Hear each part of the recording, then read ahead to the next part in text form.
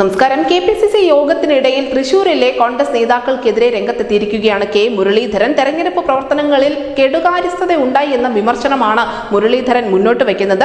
തെരഞ്ഞെടുപ്പിന്റെ അവലോകന യോഗമാണ് ഏതാനും നിമിഷങ്ങൾക്ക് മുൻപ് തൃശൂരിൽ ചേർന്നത്. മുൻ MP TN പ്രതാപനെയും തൃശൂരിലെ DCC പ്രസിഡന്റ് ജോസ് വെള്ളൂരിനെയും അടക്കം പേരെടുത്ത് പറഞ്ഞുകൊണ്ട് തന്നെയായിരുന്നു മുരളീധരൻ വിമർശിച്ചത്.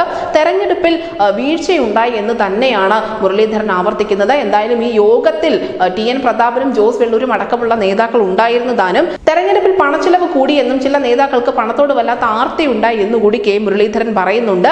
എന്തായാലും പത്മജ വേണുഗോപാൽ പാർട്ടി വിട്ടു പോയപ്പോൾ എന്താണോ പറഞ്ഞത് അതുതന്നെയാണ് ഇപ്പോൾ കെ മുരളീധരനും ആവർത്തിച്ചിരിക്കുന്നത്. സാമ്പത്തിക കെടുകാര്യസ്ഥതയാണ് ഈ പാർട്ടിയെ നശിപ്പിക്കുന്നത് എന്നടക്കമുള്ള വിമർശനങ്ങൾ പത്മജ നേരത്തെ തന്നെ മുന്നോട്ട് വെച്ചിരുന്നു. അതിനോട് അനുകൂലമായ പരാമർശങ്ങൾ തന്നെയാണ് ഇപ്പോൾ മുരളീധരന്റെ ഭാഗത്തു നിന്നും ഉണ്ടായിരിക്കുന്നത്. എന്തായാലും പത്മജയും പ്രതാപനും അടക്കമുള്ള നേതാക്കളുടെ ഭാഗത്തു നിന്നുള്ള പ്രതികരണത്തിന് വേണ്ടിയാണ് ഇപ്പോൾ രാഷ്ട്രീയ കേരളം കാത്തിരിക്കുന്നത്. തൃശ്ശൂരിൽ മാത്രമല്ല തിരുവനന്തപുരം അടക്കമുള്ള ജില്ലകളിലും ഇത്തരത്തിലുള്ള വിമർശനം നിലവിൽ ഉയർന്നിട്ടുണ്ട്.